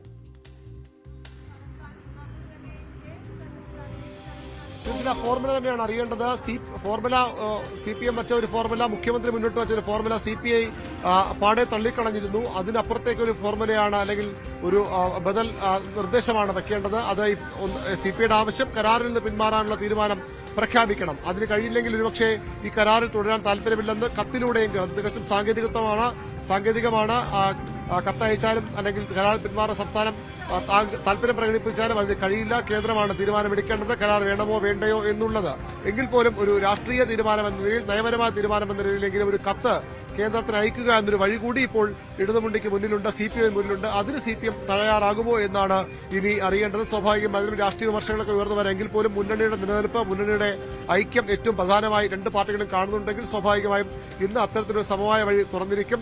3:30 നടക്കേണ്ട മന്ത്രിസഭാ യോഗത്തിന് മുന്നോടിയായി രാവിലെ 10 മണിക്ക് ഒരു നിർണായകമായ യോഗം സെക്രട്ടറി ചേരുന്നുണ്ട്. നെല്ല് സംഭരണവുമായി ബന്ധപ്പെട്ട് ഇന്നലെ കൊച്ചിയിൽ മാറ്റിവെച്ച യോഗം ചേരുന്നുണ്ട്. അതിൽ CPIയുടെ 2 മന്ത്രിമാർ P. പ്രസാദും GRNലും പങ്കെടുക്കേണ്ടതുണ്ട്. മുഖ്യമന്ത്രി പിണറായി വിജയനാണ് ആ യോഗത്തിൽ അധ്യക്ഷത വഹിക്കുന്നത്. അത്തരത്തിൽ വളരെ പ്രധാനമായ രാഷ്ട്രീയ നീക്കങ്ങൾ നടക്കുന്നുണ്ട്. ഇവർ തമ്മിൽ കാണുന്നുണ്ട്. 4 മന്ത്രിമാരും പങ്കെടുക്കേണ്ടത് തന്നെയാണ്. ഇതുവരെ പ്രഖ്യാപിച്ചില്ലെങ്കിൽ പോലും CPIയുടെ സംസ്ഥാന എക്സിക്യൂട്ടീവിന്റെ ധാരണയും തീരുമാനവും ഒക്കെ അത് നടപ്പാകാതിരിക്കണമെങ്കിൽ CPM-ൽ നിന്ന് കൃത്യമായൊരു ഉറപ്പ്, വളരെ വ്യക്തമായ കോൺക്രീറ്റായ ഒരു ഉറപ്പ് ലഭിക്കണം. അത് CPI നേതാക്കൾക്ക്, CPI നേതൃത്വത്തിന് വിശ്വസിക്കാൻ കഴിയുന്ന, അവരെ ബോധ്യപ്പെടുത്താൻ കഴിയുന്ന ഉറപ്പ് തന്നെ വേണം. അത് എന്ത് എന്ന ചർച്ചകളാണ് ഇപ്പോൾ. എന്ത് ഉറപ്പ് കൊടുത്ത് CPI അനുനയിപ്പിക്കാമെന്ന ചർച്ചകൾ, അല്ലെങ്കിൽ ഒരു തരത്തിൽ ഉറപ്പ് കൊടുക്കാൻ കഴിയില്ല, CPI അവിടെ വഴി നോക്കട്ടെ എന്ന് തീരുമാനിക്കണം. രണ്ടിലൊന്ന് തീരുമാനിക്കാനുള്ള യോഗമായി തന്നെ ഇപ്പോൾ AK സെന്ററിലെ നിർണായകമായി കൂടിക്കാഴ്ചയെ നമുക്ക് വിലയിരുത്താൻ കഴിയും. ഭവ്യ, അതാണ് ഇന്നലെ വരെ നടന്ന ചർച്ചകളെല്ലാം വിഫലമായിരുന്നു. മുഖ്യമന്ത്രിയുമായി നടത്തിയ ചർച്ച വിഫലമായിരുന്നു. മറ്റ് നേതാക്കളുമായി ബന്ധപ്പെട്ട് നടന്ന ചർച്ചയെല്ലാം വിഫലമായിരുന്നു.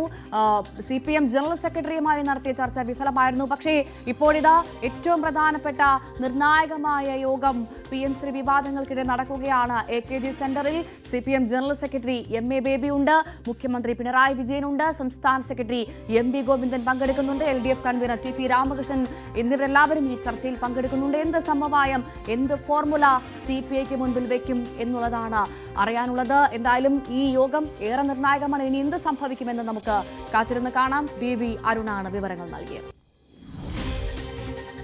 ഒരിടവേള.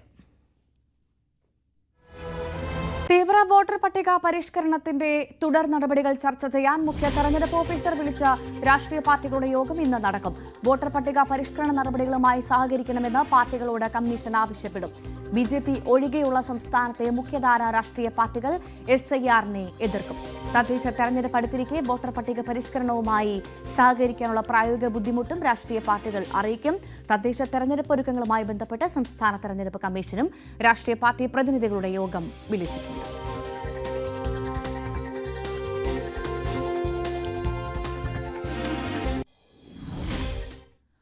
മോൻത ചുഴലിക്കാറ്റ് കനത്ത നാശം വിതച്ച ആന്ധ്ര തീരം തൊട്ടു ആയിരക്കണക്കിന് ആളുകളെ മുൻകൂട്ടി ഒഴിപ്പിച്ചതിനാൽ കനത്ത ആൾനാശമില്ല.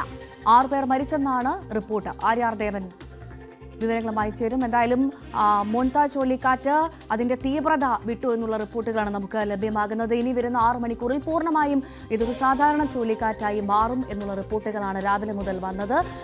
വലിയ തരത്തിൽ കൃത്യമായ മുന്നൊരുക്കങ്ങൾ സ്വീകരിച്ചതുകൊണ്ട് തന്നെ വലിയ ആൾനാശം ഉണ്ടായില്ല എന്നത് തന്നെയാണ് പ്രധാനപ്പെട്ട കാര്യം. ആര്യാർദേവൻ വിവരങ്ങളുമായി ചേരുന്നു. ആര്യ, സൂചിപ്പിച്ചതുപോലെ തന്നെ കൃത്യമായ മുന്നൊരുക്കം ആന്ധ്ര സർക്കാരിന്റെ ഭാഗത്തുനിന്ന് ഉണ്ടായതുകൊണ്ട് തന്നെ ഒരുപാട് നാശനഷ്ടങ്ങൾ ഉണ്ടായി, അത് ശരിയാണ്. പക്ഷെ അപ്പോൾ പോലും വലിയ ആൾനാശം ഉണ്ടായില്ല എന്നുള്ള ഏറെ ആശ്വാസകരമായ കാര്യമുണ്ട്. എന്തായാലും മോൻത ചുഴലിക്കാറ്റിന്റെ ശക്തി അത് കുറയുന്നു, അല്ലേ? അതെ ഭവ്യ, തീർച്ചയായും ഭവ്യ സൂചിപ്പിച്ചതുപോലെ തന്നെ മോൻത ചുഴലിക്കാറ്റ് എത്തുന്നു എന്ന മുന്നറിയിപ്പ് ലഭിച്ചത് മുതൽ തന്നെ കൃത്യമായ മുന്നൊരുക്കങ്ങൾ ആന്ധ്രയിൽ അതുമായി ബന്ധപ്പെട്ട് നടത്തിയിരുന്നു. അതുകൊണ്ട് തന്നെ വലിയ നാശനഷ്ടങ്ങൾ സ്വാഭാവികമായും അവിടെ ഉണ്ടായി. പക്ഷേ വലിയ ആൾനാശം ഉണ്ടായില്ല എന്നുള്ളത് വലിയ ആശ്വാസകരമായിരുന്നു. രാവിലെ നമ്മൾ ഈ വാർത്ത റിപ്പോർട്ട് ചെയ്യുമ്പോൾ 6 മരണം റിപ്പോർട്ട് ചെയ്തു എന്നുള്ളതായിരുന്നു നമുക്ക് ലഭ്യമായ സൂചനകൾ. പക്ഷെ അത് സ്ഥിരീകരിക്കുന്നില്ല എന്നുള്ളത് നേരത്തെ തന്നെ നമ്മൾ വ്യക്തമാക്കിയതാണ്. പക്ഷേ ഇപ്പോൾ വരുന്ന പുതിയ റിപ്പോർട്ടുകൾ അനുസരിച്ച് ആന്ധ്രയിൽ ഈ മോൻത ചുഴലിക്കാറ്റ് നാശം വിതച്ചതുമായി ബന്ധപ്പെട്ട് 4 മരണമാണ് റിപ്പോർട്ട് ചെയ്യുന്നത് എന്നുള്ളതാണ് ഏറ്റവും പുതിയ വാർത്ത. എന്തായാലും ഭവ്യ നേരത്തെ സൂചിപ്പിച്ചതുപോലെ തന്നെ ആൾനാശം കുറവാണെങ്കിൽ പോലും നാശനഷ്ടങ്ങൾക്ക് യാതൊരു കുറവുമില്ല എന്നതാണ് സാഹചര്യം. 43,000 ഹെക്ടറിലധികം കൃഷിഭൂമിയാണ് നശിച്ചത്. 2,200 കോടി രൂപയുടെ നഷ്ടം സംഭവിച്ചിട്ടുണ്ട് എന്നുള്ളതാണ്. അത് പ്രത്യേകിച്ച് വൈദ്യുതി മേഖലയിൽ മാത്രമാണ്. വൈദ്യുതി മേഖലയിൽ മാത്രം 2,200 കോടി രൂപയുടെ നഷ്ടം സംഭവിച്ചു എന്നുള്ളതാണ് ഇപ്പോൾ പ്രാഥമികമായി കണക്കാക്കുന്നത്. സബ്സ്റ്റേഷനുകൾ, ട്രാൻസ്ഫോമറുകൾ എന്നിവ വ്യാപകമായി തകർന്നിട്ടുണ്ട്. 35,000-ത്തിലധികം ആളുകൾ സുരക്ഷിത ക്യാമ്പുകളിലാണ് ഇപ്പോഴും ഉള്ളത്. വലിയ രീതിയിൽ താഴ്ന്ന മേഖലയിൽ താമസിക്കുന്ന ആളുകളെ എല്ലാം സുരക്ഷിത സ്ഥാനത്തേക്ക് നേരത്തെ തന്നെ മാറ്റിയിരുന്നതിനാലാണ് ഈ വലിയ രീതിയിലുള്ള ആൾനാശം സംഭവിക്കാതിരുന്നത്. എന്തായാലും ശക്തമായ മഴ ഇപ്പോൾ ആന്ധ്രയിലും ഒഡീഷയിലും ഒക്കെയും തമിഴ്നാട്ടിലും ഒക്കെയും തുടരുകയാണ്. അതേപോലെ തന്നെ ഒഡീഷയിൽ കനത്ത നാശം വിതയ്ക്കും എന്നുള്ളത് നേരത്തെ മുന്നറിയിപ്പ് നൽകിയിരുന്നു. പക്ഷേ ആ മുന്നറിയിപ്പ് പ്രകാരമുള്ള അത്തരത്തിലുള്ള നാശനഷ്ടങ്ങളൊന്നും ഒഡീഷയിലും റിപ്പോർട്ട് ചെയ്തിട്ടില്ല എന്നതാണ് ആശ്വാസകരം. എന്തായാലും ഇപ്പോൾ സൂചിപ്പിച്ചതുപോലെ തന്നെ ആന്ധ്രയിൽ കനത്ത മഴ തുടരുകയാണ്. വിവിധ ട്രെയിൻ സർവീസുകളും വിമാന സർവീസുകളും ഒക്കെ റദ്ദാക്കിയിരിക്കുന്ന സാഹചര്യമാണ് ഭവ്യ ഇപ്പോൾ ഉള്ളത്. തമിഴ്നാട്ടിലേക്ക് എത്തിയാലും കനത്ത മഴ ഉണ്ട് എന്നതിനപ്പുറം കനത്ത നാശനഷ്ടങ്ങളോ ഒന്നും അവിടെ നിന്നും റിപ്പോർട്ട് ചെയ്യുന്നില്ല. കേരളത്തിലേക്ക് എത്തിയാലും മോൺത ചുഴലിക്കാറ്റിന്റെ പ്രഭാവമായിട്ടും അറബിക്കടലിൽ രൂപം കൊണ്ടിട്ടുള്ള ന്യൂനമർദ്ദത്തിന്റെ പ്രഭാവത്തിലും ശക്തമായ മഴയുണ്ട്. പ്രത്യേകിച്ച് തെക്കൻ കേരളത്തിലും മധ്യ കേരളത്തിലും ഇന്ന് ശക്തമായ മഴ പെയ്യുമെന്നുള്ളതാണ് മുന്നറിയിപ്പ്. ശക്തമായ കാറ്റിനും ഇടിമിന്നലിനും സാധ്യതയുണ്ട്. അതായത് തിരുവനന്തപുരം മുതൽ തൃശൂർ വരെയുള്ള ജില്ലകളിലാണ് ഇന്ന് യെല്ലോ അലേർട്ട് മുന്നറിയിപ്പ് നൽകിയിട്ടുള്ളത്. അതിനപ്പുറം ഈ മോൺത ചുഴലിക്കാറ്റുമായി ബന്ധപ്പെട്ട് കൂടുതലായിട്ടുള്ള നാശനഷ്ടങ്ങളൊന്നും എവിടെയും റിപ്പോർട്ട് ചെയ്തിട്ടില്ല. ആന്ധ്രയിൽ ഒഴികെ മറ്റ് സംസ്ഥാനങ്ങളിലൊന്നും റിപ്പോർട്ട് ചെയ്തിട്ടില്ല എന്നത് ഏറെ ആശ്വാസകരമാണ് ഭവ്യ. തീർച്ചയായും എന്തായാലും മോൺത ചുഴലിക്കാറ്റിന്റെ ശക്തി കുറയുന്നു എന്നുള്ളത് തന്നെയാണ് ഏറ്റവും പുതിയ അപ്ഡേറ്റ്. സംസ്ഥാനത്തെ സാഹചര്യം പരിശോധിക്കുമ്പോൾ സംസ്ഥാനത്ത് ഇന്നും മഴ തുടരുന്നുണ്ട്. തെക്കൻ മധ്യ കേരളത്തിലാണ് മഴ മുന്നറിയിപ്പുള്ളത്. തിരുവനന്തപുരം മുതൽ തൃശൂർ വരെ യെല്ലോ അലേർട്ടാണ്. ശക്തമായ കാറ്റിനും ഇടിമിന്നലിനും സാധ്യതയുണ്ടെന്നാണ് ഇപ്പോൾ കാലാവസ്ഥാ കേന്ദ്രം നൽകുന്ന മുന്നറിയിപ്പ്.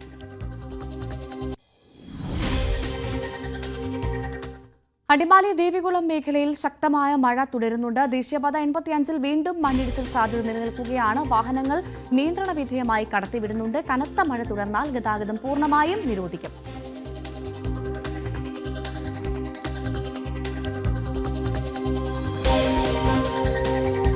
നമ്മൾ കഴിഞ്ഞ ദിവസവും കണ്ടതാണ് അടിമാലി ദേവികുളം മേഖലയിലൊക്കെ കനത്ത മഴയാണത്. മാത്രമല്ല അവിടെ വലിയ തരത്തിൽ മണ്ണിടിച്ചിലുണ്ടായിരുന്നു.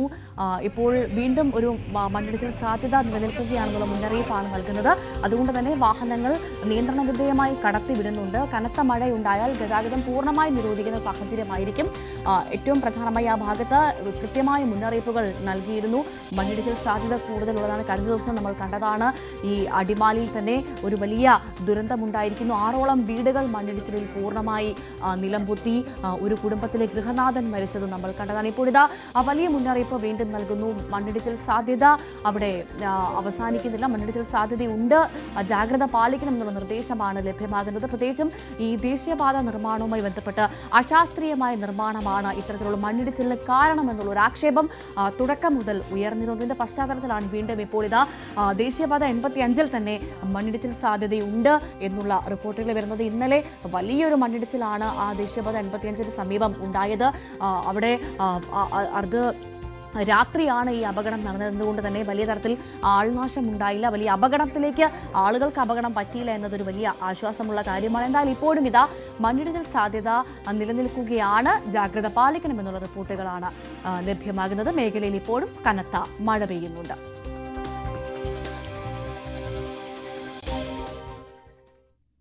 ഇടുക്കി അടിമാലി കൂമ്പൻപാറ ദുരന്തത്തിൽ നിന്ന് രക്ഷപ്പെട്ട് ചികിത്സയിലിരിക്കുന്ന സന്ധ്യയുടെ ഇടതുകാൽ മുറിച്ചുമാറ്റി. കാലിലെ രക്തയോട്ടം നിൽക്കുമെന്ന സാഹചര്യത്തിലാണ് കാൽ മുറിച്ചുമാറ്റിയത്. കളമശ്ശേരി രാജഗിരി ആശുപത്രിയിലാണ് സന്ധ്യയുടെ ചികിത്സ തുടരുന്നത്.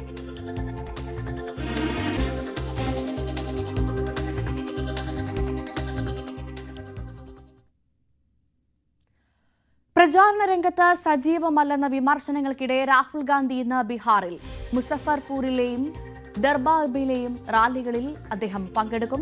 സഖ്യകക്ഷികളായ CPI, IIP എന്നിവർക്കെതിരെ കോൺഗ്രസ് മത്സരിക്കുന്ന മണ്ഡലങ്ങളിൽ നിന്ന് ഈ ആഴ്ച പ്രിയങ്ക ഗാന്ധി പ്രചാരണം ആരംഭിക്കും.